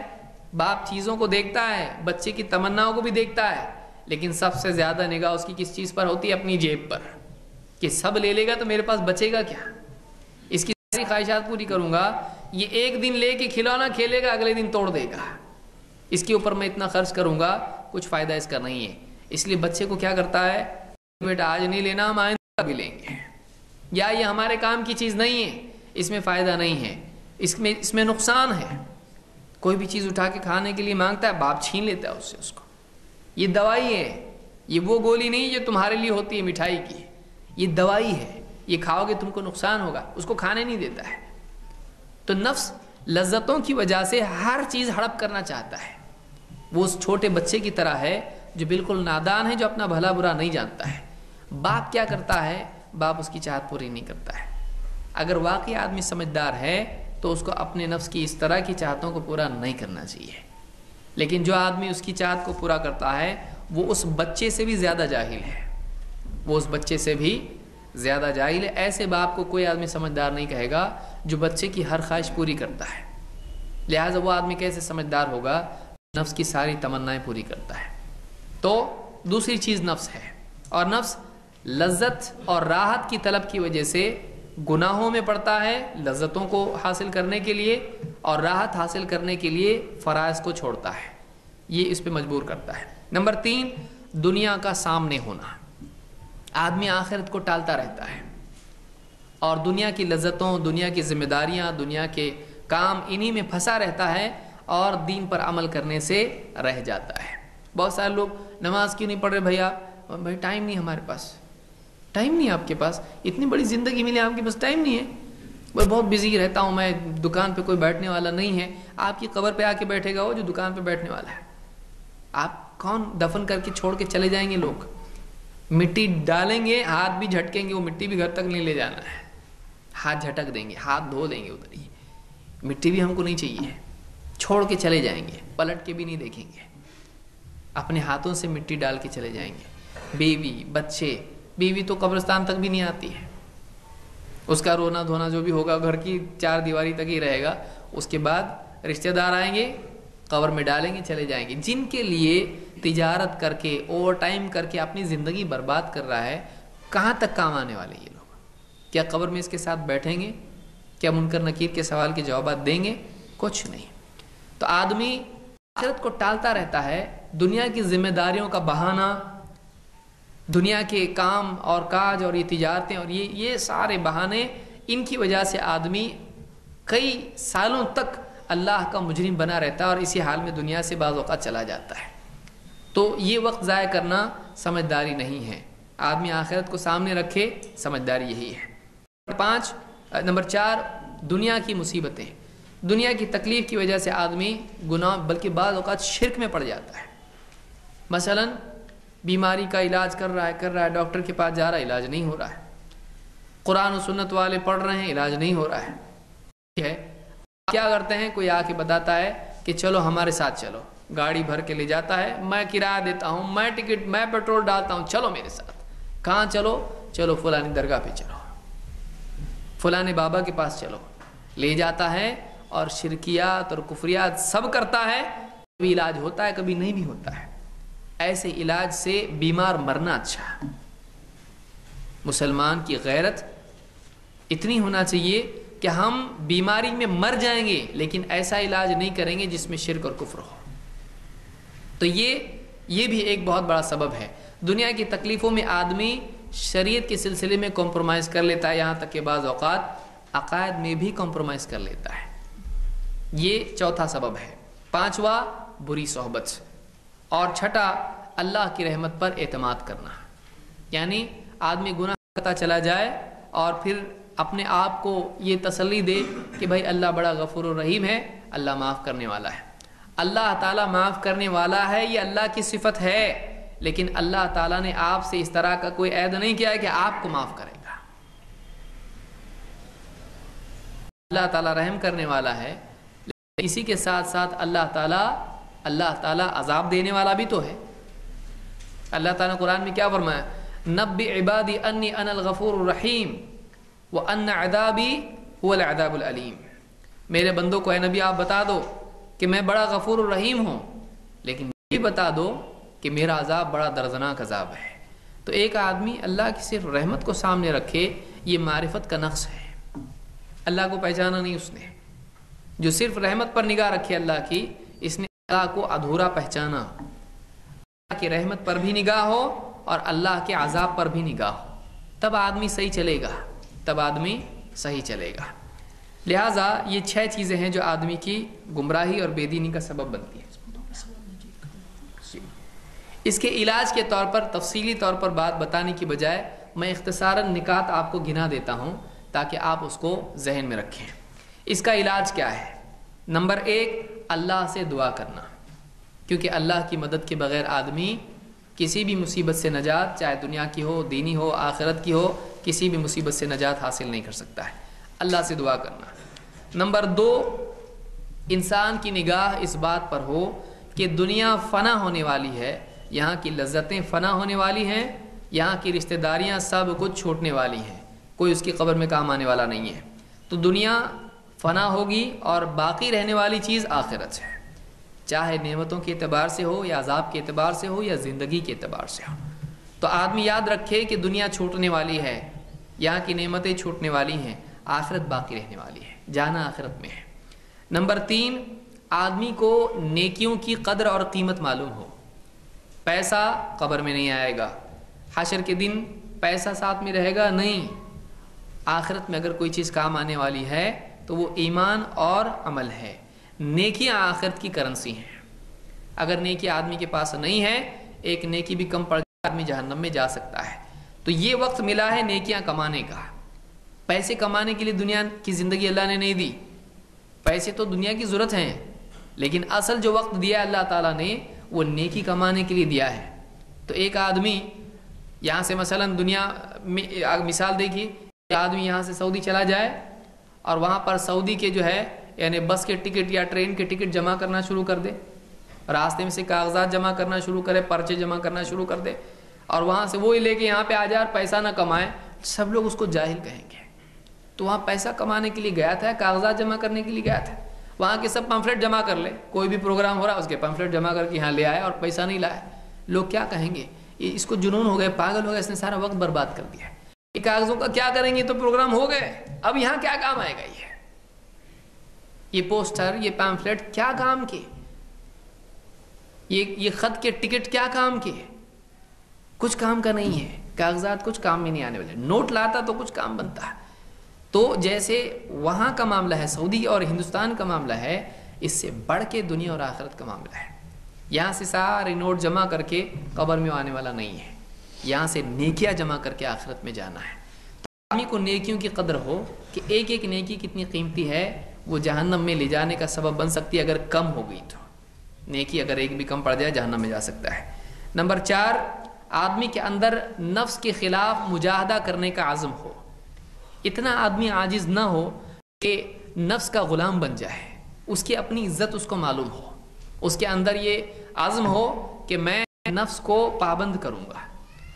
آپ بتائیے، آپ کے پاس ایک سواری ہے اور آپ کو وہ سواری کھینچ کے کہیں بھی لے جاتی ہے، اتنا عاجز آدمی ہو جائے کہ آپ کا گھوڑا آپ کو جہاں چاہ رہا لے جا رہا، اب اس گھوڑے پہ آپ جب بھی سوار ہوتے ہیں آپ کی مرضی نہیں چلتی، گھوڑے کی مرضی چلتی ہے۔ وہ کھیت میں جانا تو کھیت میں، پہاڑ پہ جانا تو پہاڑ پہ، آپ کو جانا ہے مسجد، وہ لے جا رہا پہاڑ پہ۔ تو آپ کا جو گھوڑا ہے، آپ کی جو سواری ہے، وہ آپ کو لے جا رہی ہے، آپ کی مرضی کے مطابق نہیں، آپ کو مجبور۔ اتنا آدمی بے عزت اور بے غیرت ہو جائے کہ نفس جہاں چاہے اس کو لے جائے۔ آدمی کے اندر عزم ہونا چاہیے، یہ میرا نفس ہے، میں اس کا مالک ہوں، میں اس کو پابند بناؤں گا اپنی مرضی کے، نہ یہ کہ یہ مجھ کو جہاں چاہے لے جائے۔ تو یہ بھی چیز آدمی میں ہونا چاہیے۔ نمبر 5، صالحین کے احوال میں غور کرنا، اپنے سے پہلے جو لوگ گزرے ہیں نیک لوگ، ان کے حالات میں غور کرنا، کس طرح سے انہوں نے دین پر عمل کیا، کس طرح سے مصیبتوں میں بھی دین پر جمے رہے، کس طرح سے اللہ کے نیک بندے مصیبتوں کے مقابلے میں اللہ کے حکموں کو پورا کرتے رہے، کس طرح سے انہوں نے نفس کے مقابلے میں اللہ کے حکموں کو پورا کیا۔ تو صالحین کے احوال میں غور کرنا، چاہے وہ عبادات کے اعتبار سے ہو، اخلاق کے اعتبار سے ہو، زہد اور تقوی کے اعتبار سے ہو، یہ بھی آدمی کو تھوڑا قوت دیتا ہے دین پر جمنے کے لیے۔ نمبر 6، اپنے اعمال کا محاسبہ کرنا۔ جو آدمی اکاؤنٹ چیک کرتا ہے، حساب کے دن وہ بچ جاتا ہے۔ جو آدمی اکاؤنٹ چیک نہیں کرتا ہے اور گڑبڑ نکلی، اس کو باس فائر کر دیتا ہے، جاب پہ سے نکال دیتا ہے، یا وہ آدمی سزا کا حقدار بن جاتا ہے، یا اس کو خائن کہا جاتا ہے، یا اس پر تہمتیں لگتی ہیں۔ تو اپنے اکاؤنٹ کا حساب رکھنا، روزانہ آپ بیٹھیں تھوڑی دیر، بستر پر آپ لیٹے ہوئے ہوں کروٹ پر، آپ دن بھر کا جائزہ لیں، کیا کام آج میں نے کرنے تھے نہیں کیے، کیا کام میں نے نہیں کرنے چاہیے تھے میں نے کیے۔ روزانہ آدمی اپنے اعمال کا جائزہ لے تو اس آدمی کے لیے اگلا دن صحیح ہوتا ہے، یہ اصلاح کا ایک ذریعہ ہے۔ اگر آدمی بے فکری زندگی گزارے تو ایسا آدمی تجارت میں بھی برباد ہوتا ہے اور آخرت کی تجارت میں زیادہ برباد ہے۔ آپ جاب کرتے ہیں یا آپ کی دکان ہے، آپ سوچیے، آپ خود سوچتے ہیں کہ میرا جو ہے یعنی آج دن بھر میں میں نے کتنا بزنس کیا۔ کوئی اچھا تاجر ایسا نہیں ہوتا ہے جو اپنا حساب نہیں کرتا ہے۔ اچھا تاجر ہمیشہ اپنا اسٹاک کا، پروفٹس کا اور اپنے سارے معاملات کا حساب رکھتا ہے۔ تو اپنے اعمال کا محاسبہ کریں، چیک کریں کہ میں کیا کر رہا ہوں روزانہ۔ نمبر 7، موت کی یاد اور اس کی تیاری کی فکر کریں۔ موت کی یاد خود آدمی کی لذتوں سے اس کو چھڑا دیتی ہے۔ جو آدمی لذتوں میں کھویا ہوا ہے، اگر آدمی فوراً اس کو یاد آ جائے کہ یہ لذتیں چھوٹنے والی، موت آنے والی ہے، موت کے بعد قبر ہے، قبر کے بعد حشر ہے، حشر میں پل صراط ہے، اور پھر جنت ہے یا جہنم ہے، اس آدمی کی لذتوں سے نکلنا اور اس کو اللہ کے حکموں کو پورا کرنا آسان ہوتا ہے۔ اسی طرح سے کوئی آدمی تکلیف میں ہے، اس کے لیے بھی موت کی یاد راحت بن جاتی ہے، اس کو گمراہی سے موت بچاتی ہے کہ ٹھیک ہے 4 دن کی تکلیف ہے، برداشت کر لو، موت آ جائے گی تو انشاءاللہ پھر آخرت میں راحت ملے گی۔ تو بے دین ہونے سے موت کی یاد بھی اس کو بچاتی ہے اور لذتوں سے اس کو روکتی ہے۔ موت انسان کو جگانے والا سگنل اللہ کی طرف سے، موت کی یاد آدمی کو جگاتی ہے بے فکری سے۔ نمبر 8، موجودہ وقت کی قدر کرنا۔ آدمی کو یہ بات یاد رہنا چاہیے کہ کھویا ہوا پیسہ واپس حاصل کیا جا سکتا ہے، لیکن کھویا ہوا وقت واپس حاصل نہیں کیا جا سکتا ہے۔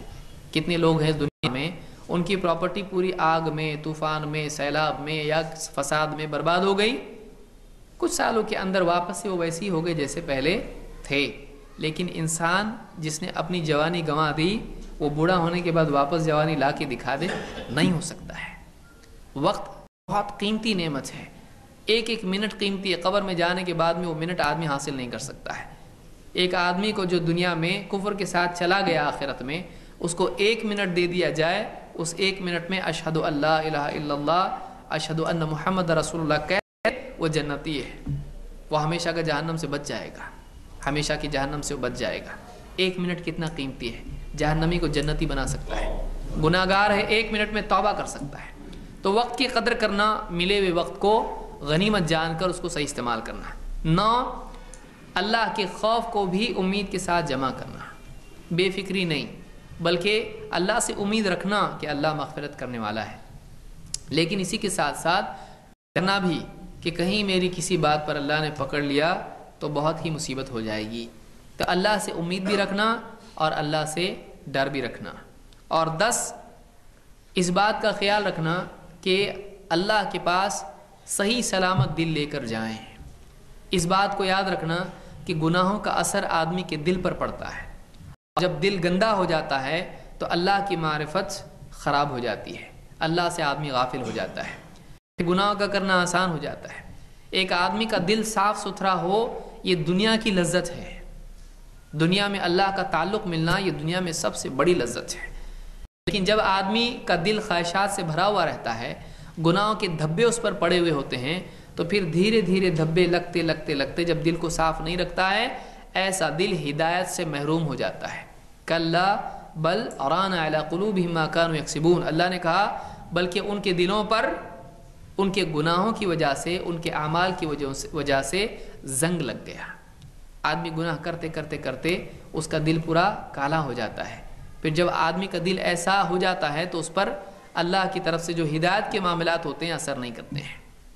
وہ آدمی دین کی بات سنتا ہے لیکن دل پر اثر نہیں ہوتا ہے۔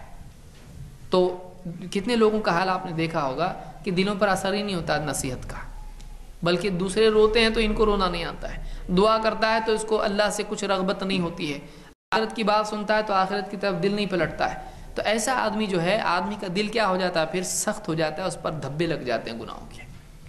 تو اپنے دل کو بچانے کی فکر ہونا چاہیے کہ میں ایک بھی گناہ کروں گا اس کا دل پہ دھبا لگتا ہے، جیسے آدمی کپڑوں کو بچاتا ہے چائے کے دھبوں سے، کسی اور دھبے سے، اپنے دل کو نہیں بچا رہا ہے، کتنا جاہل ہے۔ دلوں کو بھی دھبوں سے، گناہوں کے بچانا چاہیے۔ اللہ تعالیٰ فرماتا ہے کہ یوم لا ينفع مال ولا بنون الا من اتى الله بقلب سلیم، قیامت کے دن مال اور اولاد کام نہیں آئیں گے. کام اگر آ سکتا تو کیا؟ من ات اللہ بقلب سلیم، سوا اس کے جو اللہ کے پاس قلب سلیم لے کر آئے، ٹھیک ٹھاک دل لے کر آئے. کہ اللہ کے پاس سب سے صحیح چیز جو لے جانے کی ہے وہ دل ہے. گناہوں کی وجہ سے وہ گندا ہو رہا ہے. کسی کی نکاح میں ولیمے میں جا رہا ہے، اچھے کپڑے پہن کے جاتا ہے، دھبے والے پھٹے پرانے کپڑے پہن کے نہیں جاتا ہے، گندے میلے کپڑے پہن کر نہیں جاتا ہے. اللہ کے پاس جا رہا ہے، اللہ کپڑے ہی نہیں دیکھے گا، اللہ دل دیکھے گا. تو اللہ کے پاس اچھا دل لے کر جائے. تو گناہوں کی وجہ سے دل خراب ہو جاتا ہے. لہٰذا فکر کرے کہ میں اس دل کے ساتھ، گندے دل کے ساتھ اللہ کے پاس جاؤں گا تو اللہ کو کیا منہ دکھاؤں گا میں. لہٰذا اس بات کی بھی آدمی فکر کرے تو یہ آدمی صحیح چل سکتا ہے. تو یہ کچھ باتیں تھیں جو بے دینی اور اسی طرح سے گمراہی اور بے عملی اور گناہوں کی یعنی اسباب اور ان کا علاج. اللہ تعالی ہم سب کو سمجھ عطا فرمائیں اور ان باتوں کو ذہن میں رکھ کر اپنے آپ کو ان کے مطابق اپنی اصلاح کرنے کی ہم کو توفیق عطا فرمائیں. جزاک اللہ خیر. اس سلسلے میں اگر آپ لوگ کوئی سوال پوچھنا چاہتے ہیں تو ابھی 10 منٹ ہمارے پاس وقت ہے.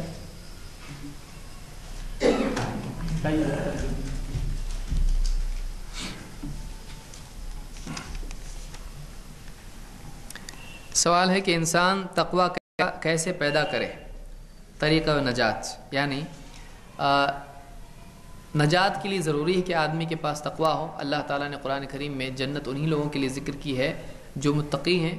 ان المتقین فی جنات وعیون. یا اسی طرح سے دوسری آیت ہے ان للمتقین مفازا. قیامت میں، آخرت میں جنت اور کامیابی متقین کے لیے ہے. لہٰذا تقوی ضروری ہے. تقوی کیسے پیدا کیا جائے؟ اس کے کئی اسباب ہیں. نمبر 1، تقوی اللہ کی معرفت سے پیدا ہوتا ہے. جب اللہ کی عظمت انسان کے دل میں ہوگی، اللہ کی بڑائی ہوگی، تو ظاہر بات ہے کہ اللہ کی عظمت کا نتیجہ ہے کہ آدمی اللہ سے ڈرے گا. جب اللہ کو پہچانتا ہی نہیں ہے تو اللہ سے ڈرے گا کیسے؟ نمبر 2، آخرت کا عذاب اور آخرت کی آدمی کے دل میں ہو، وہاں کا معاملہ، آدمی جنت جہنم کے معاملات کو جانتا ہو، قیامت کے دن کے احوال کو آدمی جانتا ہو، تو اس کے اندر تقوی پیدا ہوگا. اس لیے کہ جو آدمی، اس کو مثال کے طور پر کوئی آدمی، اس کو معلوم ہے کہ فلاں بیماری مجھ کو ہے، مجھ کو الرجی ہے، اگر میں یہ چیز کھاؤں گا تو بدن پر دھبے پڑ جائیں گے یا نقصان ہوگا یا بہت بڑا نقصان ہو سکتا ہے. آدمی اس چیز سے بچتا ہے. شوگر والا آدمی شکر سے بچتا ہے اور بہت سارے لوگ بہت ساری چیزوں سے بچتے ہیں. کیوں؟ جب معلوم ہوتا ہے کہ اس کا نتیجہ نقصان کیا ہے. تو گناہوں کا نقصان اگر آدمی کو معلوم ہو تو آدمی ڈرے گا اور تقوی پیدا ہوگا، گناہوں سے رکے گا. کیونکہ تقوی کیا ہے؟ اللہ سے ڈر کے اللہ کی نافرمانی سے بچنا، اس کو تقوی کہتے ہیں. اللہ کے خوف کی بنیاد پر ایسی چیزوں سے بچنا جن سے اللہ ناراض ہوتا ہے. اسی طرح سے تقوی کے لیے نفس کی تہذیب کی بھی ضرورت ہے، کیونکہ تقوی میں سب سے بڑی رکاوٹ انسان کا نفس ہے. وہ بننے نہیں دیتا آدمی کو متقی، گناہوں کی طرف لے جاتا ہے. تو نفس کے خلاف مجاہدہ کرنا ہے. جیسے اللہ تعالیٰ نے روزے کی بات بتائی ہے، لَعَلَّكُمْ تَتَّقُونَ، روزے کے سلسلے میں اللہ نے کہا. تو روزہ آدمی کو بچنے کی عادت ڈالتا ہے. تو یہ تقوی کی عملی مشق ہے روزہ. تو روزہ بھی آدمی ایسے اعمال کرے جس سے آدمی کے اندر رکنے کا مزاج پیدا ہو. بھوک لگے لیکن کھانے سے رکنا، پیاس لگی لیکن پانی سے رکنا. تو اس طرح سے رکنے کا مزاج تقوی ہے. اسی طرح سے نصیحت کئی اعتبار سے، دینی مجالس میں بیٹھنا، اس سے تقوی پیدا ہوگا. دینی بات سن کر آدمی کے دل میں فکر پیدا ہوگی، عمل کا جذبہ پیدا ہوگا، گناہوں سے بچنے کا آدمی مزاج پیدا ہوگا. دینی مجالس، اچھی صحبت. اسی طرح سے قرآن و سنت کا مطالعہ، قرآن کو سمجھ کر پڑھنا، کیونکہ قرآن نصیحت ہے. اللہ نے فرمایا شفاء لما فی الصدور، سینوں میں بیماریوں کا علاج قرآن میں ہے. کیسے؟ جب آدمی پڑھے گا، اس کو سمجھ کے پڑھے گا.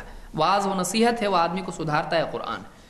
اسی طرح سے تقوی کے لیے یہ بھی ضروری ہے کہ آدمی اللہ تعالیٰ سے دعا کرے، اللہ سے دعا کرے، کیونکہ اللہ تعالیٰ سے دعا کرنے سے آدمی کو تقوی ملتا ہے. اسی لیے اللہ کے نبی صلی اللہ علیہ وسلم بھی اللہ سے دعا کرتے تھے، اللہم آتی نفسی تقواہا، اے اللہ میری نفس کو اس کا تقوی عطا کر. اسی طرح سے نماز کا اہتمام کرنا. نماز میں بھی اللہ نے فرمایا ان الصلاۃ تنہی عن الفحشاء والمنکر. نماز عملی پابندی کی ایک شکل ہے کہ میں پابند ہوں. قیامت کے دن کھڑے ہونے کی عملی مشق ہے، وہ یاد دہانی ہے. تو نماز کا اہتمام بھی آدمی کو تقوی اس کے اندر پیدا کرتا ہے. تو یہ کچھ چیزیں ہیں، آدمی ان کا اہتمام کرے، تقوی اس میں پیدا ہوگا. اسی طرح سے اللہ کا ذکر ہے، ذکر سے آدمی کا دل پاک ہوتا ہے اور اسی طرح سے شیطان سے حفاظت ہوتی ہے. میں ہر دن عزم کرتا ہوں کہ میں فلاں فلاں گناہ نہیں کروں گا، لیکن 3-4 دن بعد میں پھر وہی گناہ میں مبتلا ہو جاتا ہوں، کوئی علاج بتائیں۔ یہ چیزیں جو میں نے بتائی ہیں یہی ان کا علاج ہے، جو تقویٰ کے سلسلے میں نے بتائی وہی اس کا علاج ہے۔ اس میں ایک دم بڑا علاج، اس میں سے اہم چیزیں کیا ہیں؟ ان میں اہم چیزیں، سب سے اہم چیزیں ہیں نماز کی پابندی، لیکن رسمی نماز نہیں۔ بعض لوگ کہتے ہیں کہ جب نماز روکتی ہے تو ہم کیوں نہیں رک رہے ہیں؟ اس لیے نہیں رک رہے ہیں کیونکہ آپ اپنی نماز پڑھ رہے ہیں، اللہ اور اس کے رسول کی بتائی ہوئی نماز نہیں پڑھ رہے ہیں۔ دیکھیے یاد رکھیں، جو نماز اللہ نے بتائی ہے، قد افلح المؤمنون الذین هم فی صلاتہم خاشعون، اللہ نے یہ تھوڑی کہا کہ اٹھک بیٹھک کر لو، کوے کی طرح ٹھونگ لگا لو، ایسا پڑھو جو تم کو خود سمجھ میں نہیں آ رہا ہے کیا ہے، دھیان کہیں ہے اور تم کہیں ہو، ایسی نماز نہیں۔ ویسی نماز جو اللہ نے بتائی ہے، ویسی نماز جو رسول اللہ صلی اللہ علیہ وسلم نے سکھائی ہے، کہ آدمی کا پورا دھیان نماز میں ہو، وہ اللہ کے آگے اپنی بندگی کے عہد کو یاد کر رہا ہو کہ میں پابند ہوں اللہ کے حکموں کا، اور وہ جو پڑھ رہا ہو اللہ اکبر، سبحان ربی العظیم، سبحان ربی الاعلیٰ، اہدنا الصراط المستقیم، یہ اس کو معلوم ہو میں کیا پڑھ رہا ہوں، تب جا کر اس کے دل پر نماز اثر کرے گی۔ نماز کوئی میجیکل سولوشن نہیں ہے، کوئی ایسا طلسمی فلسفہ والا چیز نماز نہیں ہے، نماز عملی مشق ہے۔ نماز اپنے آپ کو سدھارنے کی کوشش ہے۔ جب تک کہ شعوری طور پر نماز نہیں پڑھے گا، دھیان کہیں اور ہے، تو نماز کیا فائدہ اس کو پہنچائے گی؟ ویسے ہی جیسے ایک آدمی نصیحت کی مجلس میں بیٹھا ہے، اس کا دھیان کہیں اور ہے، نصیحت کی مجلس میں بیٹھ لینے سے اس کی اصلاح تھوڑی ہوگی، جب تک کہ وہ دھیان نہیں دے گا نصیحت کے اوپر، عزم نہیں کرے گا اس کے مطابق بننے کی۔ تو یہ بات یاد رکھیں کہ یہ چیز، ایک تو نماز صحیح ہو، دوسرے صحبت اس کی صحیح ہو، تیسرے یہ کہ وہ ایسے چھوٹے چھوٹے اعمال کرے جن سے نفس کی اصلاح ہوتی ہے، دھیرے دھیرے ایک ایک چھوٹی چھوٹی چیز میں نفس کی مخالفت کرنے لگے۔ چلو بڑے گناہ میں نہیں چھوڑ پا رہا ہے، چھوٹی چھوٹی چیزوں میں نفس کے خلاف کرنے والا بنے، نفس تقاضا کر رہا ہے نہیں پورا کرے، اپنے نفس کو تھوڑا ستائے لیکن اللہ کی طاعت میں چھوٹی چھوٹی نیکیاں کرے، ذکر خوب اللہ کا کثرت سے کرے۔ ذکر کی کثرت بھی آدمی کے دل کو صاف کرتی ہے۔ آدمی ذکر بھی کر رہا ہو اور کسی عورت کو بھی دیکھ رہا ہو، ایسا ہوگا نہیں ہوگا، مشکل، اس کو ذکر چھوڑ کے کرنا پڑے گا۔ آدمی ذکر بھی کر رہا اور جھوٹ بھی بول رہا ہے تو یہ نہیں ہو پائے گا۔ تو ذکر کی کثرت آدمی کے دل کو صاف کرے گی، آدمی کو گناہوں سے روکے گی۔ نفس کو قابو میں رکھنے کی کوئی دعا ہے؟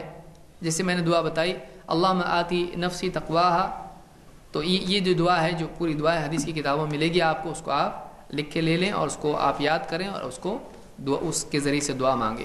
یا اس کے علاوہ بھی اور دعائیں، اہدنا الصراط المستقیم، موٹی موٹی دعا، اگر کوئی دعا یاد نہیں ہوتی ہے، یا اسی طرح سے اور بھی، یعنی قرآن کریم میں اللہ تعالیٰ نے دعا سکھائی ہے، ربنا لا تزغ قلوبنا بعد اذ ہدیتنا وہب لنا من لدنک رحمہ، یہ بھی دعا ہے، اے اللہ ہدایت دے دینے کے بعد ہمارے دلوں میں ٹیڑھا پن پیدا نہ فرما۔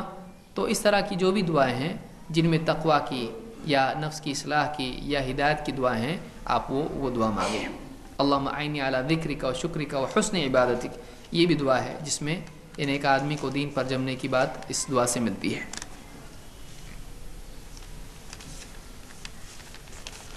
دین کے اندر عمل کی خواہش کیسے پیدا کرے؟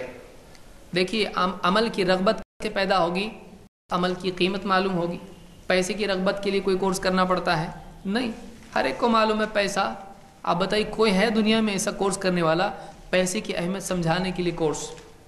ہر ایک کو معلوم ہے کہ پیسہ نہیں ہوگا چیزیں خرید نہیں سکتے ہیں، دنیا میں عزت نہیں ملتی ہے، وغیرہ وغیرہ وغیرہ۔ پیسہ برابر آدمی دوڑتا ہے، بغیر اذان کے جاب پہ جاتا ہے کہ نہیں؟ خود الارم لگا کے جاتا ہے، اس کی کوئی اذان نہیں ہوتی جاب پہ جانے کی، لیکن برابر صبح سویرے آپ دیکھیے بمبئی میں ادھر ادھر ٹرینیں بھر بھر کے لوگ جاتے ہیں، کیسے جا رہے ہیں؟ کوئی اذان ہو رہی، لیکن مسجد میں اذان ہو رہی 5 ٹائم، اور پہلے تو لاؤڈ سپیکر نہیں تھا، اب لاؤڈ سپیکر بھی ہوتا ہے، لیکن آدمی سن کے اس کروٹ سے اس کروٹ ہو جاتا ہے، بس اتنا ہی فرق پڑتا ہے اذان کا۔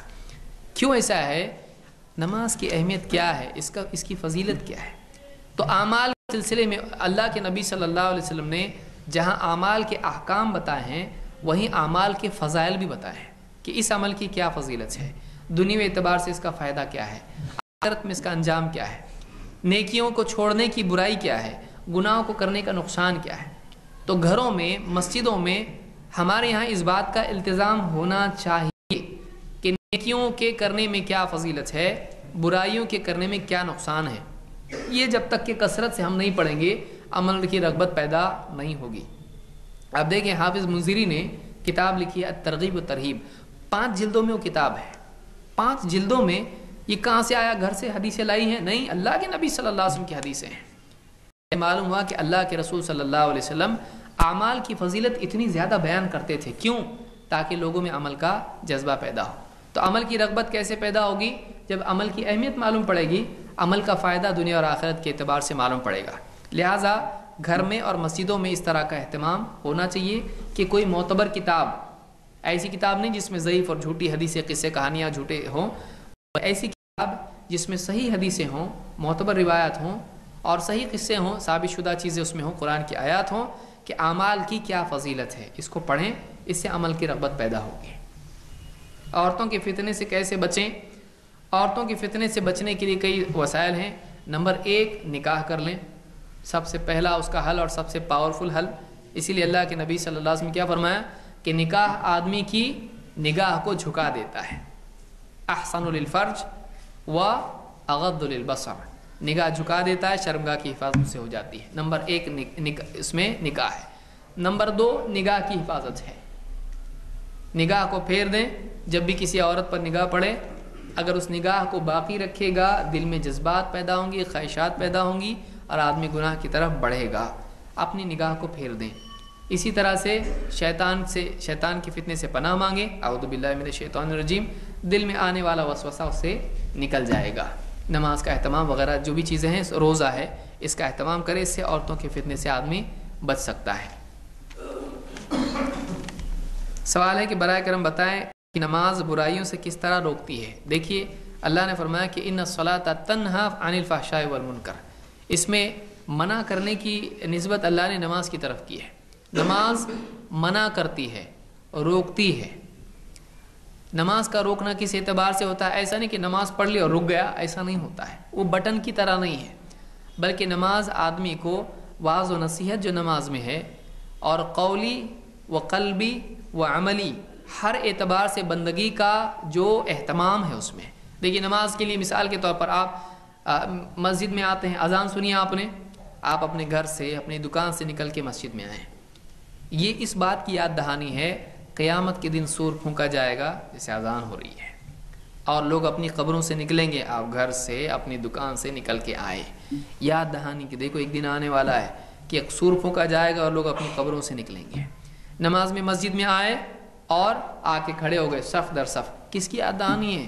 قیامت کے دن سب کیسے کھڑے ہوں گے؟ سب لوگ کیسے کھڑے ہوں گے؟ صفے بنا کے کھڑے ہوں گے، ہاتھ باندھ کے کھڑے ہیں. یوم یقوم الناس لرب العالمین. قیامت کے دن لوگ اب اللہ کے آگے جواب دہ کھڑے ہوں گے. اللہ کے آگے ان کو کھڑے ہونا پڑے گا، جواب دینا پڑے گا زندگی کا. پھر نماز میں قرات ہے، اس کے اندر اللہ کی تکبیر ہے، تسبیح ہے، تحمید ہے، رکوع ہے، سجدہ ہے. یاد دہانی اپنے آپ کو کہ میں آزاد نہیں ہوں، میں پابند ہوں، میں ہاتھ باندھ کے کھڑا ہوں. میری زندگی میں جھکاؤ پیدا ہونا چاہیے. میں کسی اور کے آگے میں بڑا نہیں ہوں، کوئی اور بڑا ہے. میں پابند ہوں، کسی کے آگے اپنی زندگی میں ڈال چکا ہوں. تو یہ یاد دہانی ہے.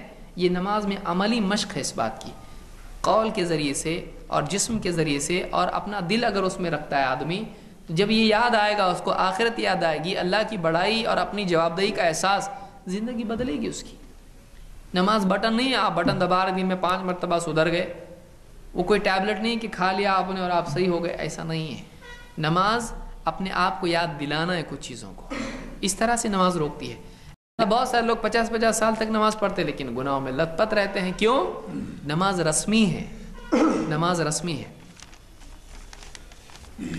ہماری نمازیں ہمیں برائیوں سے کیوں نہیں روکتی؟ اس لیے کہ بریک اتنا پاورفل نہیں ہے. دیکھیے، بریک گاڑی میں ہوتا ہے، اب بریک دبانے سے گاڑی رکتی ہے، لیکن کچھ لوگ کیسے ہوتے ہیں، ان کی گاڑیوں کا بریک تھوڑا ڈھیلا ہوتا ہے.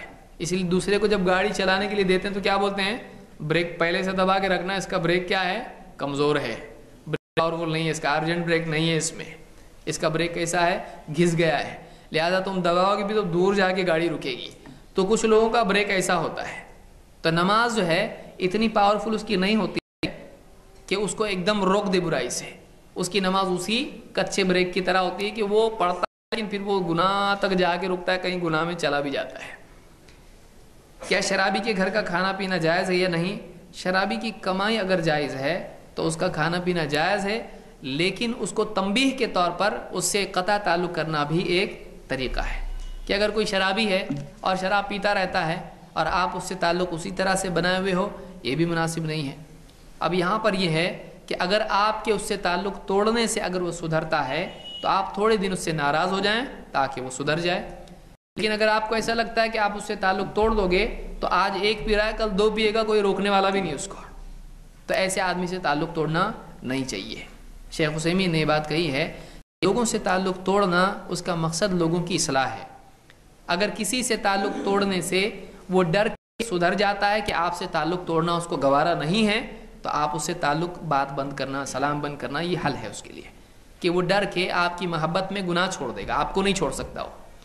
لیکن کسی کے نزدیک آپ اتنے قیمتی نہیں ہو کہ آپ اگر اس سے تعلق چھوڑ دو تو اس کا دل دکھے گا، آپ کو وہ چھوڑ سکتا ہے، اپنی خواہش نہیں چھوڑ سکتا ہے، آپ اس سے تعلق مت توڑو، اپنا تعلق اس سے بنائے رکھو تاکہ آپ نصیحت کرنے کا موقع اس سے پالو۔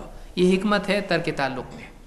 اگر کوئی آدمی شرابی ہے، اگر اس کے دسترخوان پر شراب کا دور چل رہا ہو، آپ اس کے گھر میں کھانا آپ جائز نہیں ہے، خصوصاً اس وقت میں۔ لیکن اگر کوئی آدمی ہے کہ وہ چھپ چھپا کے کہیں شراب پیتا ہے، لیکن اس کے ہاں ولیمہ ہے بیٹے کا یا اس کے گھر میں کوئی دعوت ہے جس میں کوئی خرافات نہیں ہے، آپ اس میں جا سکتے، اس میں کوئی حرج نہیں، بشرطے کہ اس کی کمائی حلال ہو۔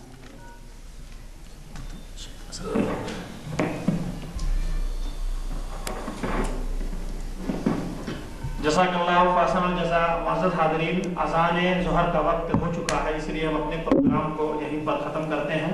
یہ ہماری پہلی نشست ہے جو الحمدللہ بہت سی خوبی اختتام پذیر ہوئی۔ ہم اللہ سے دعا کرتے ہیں کہ اللہ رب العزت ہمیں موصوف کی بتائی ہوئی تمام باتوں پر عمل کرنے کی توفیق دے اور ان کی کوششوں کو ان کے میزان حسنات میں درج فرمائے۔ معزز حاضرین، انشاءاللہ العزیز پھر حسب پروگرام ہماری دوسری نشست جو ہے یہاں دور دراز مقامات سے آئے ہوئے نئے اہل حدیثوں کے لیے خصوصی طور پر اب ہوگی، جو کہ بعد نماز مغرب اسی جگہ پر ہوگی، بعد نماز مغرب اسی جگہ پر رکھی جائے گی۔ باہر سے آئے ہوئے احباب اور دوستوں سے ہم گزارش کرتے ہیں کہ وہ اپنے مسائل اگر لکھ کے رکھیں گے تو ایسی صورت میں ان کو حل کرنے میں آسانی ہوگی، بیان کرنے کے لیے سہولت پیدا ہوگی اور معاملہ بڑے منظم انداز میں آگے بڑھے گا۔ اسی طرح بعد نماز عشاء نیچے کے ہال میں انشاءاللہ العزیز تدریس ایک مقدس فریضہ، ذمہ داریاں اور تقاضے کے عنوان سے پروگرام ہوگا، جس میں یہاں شہر آکوٹ کے تدریسی پیشے سے منسلک افراد خصوصی طور پر شرکت کریں گے اور اس کے بعد پھر آدھے گھنٹہ سوال و جواب کے لیے رہے گا۔ یہ ہے آج کے دن کا پروگرام۔ ہم امید کرتے ہیں کہ آپ لوگ دلچسپی کے ساتھ اس طرح بھی اس پروگرام کو سماعت کیا ہے، اگلے بھی تمام پروگرام میں شرکت کریں گے۔ باہر سے آئے ہوئے مہمان گرامی کے لیے رہنے سہنے اور کھانے پینے کا معقول نظم ہے۔ ہمارے رضاکاران باقاعدہ اس کے لیے جڑے ہوئے ہیں۔ ہم اپنے رضاکاروں سے گزارش کرتے ہیں کہ مہمانوں کو حسب دستور جس طرح کا اہتمام کیا گیا ہے اس کی رہنمائی کریں۔ اللہ تعالی ہمارے اور آپ کے اس عمل کو قبول فرمائے اور نیکیوں میں اضافہ کا سبب بنائے، آمین۔ سبحانک اللہم و بحمدک، اشہد ان لا الہ الا انت، استغفرک و اتوب الیک۔ والسلام علیکم ورحمۃ اللہ۔ اذان ہو رہی ہے، وضو بنائیے۔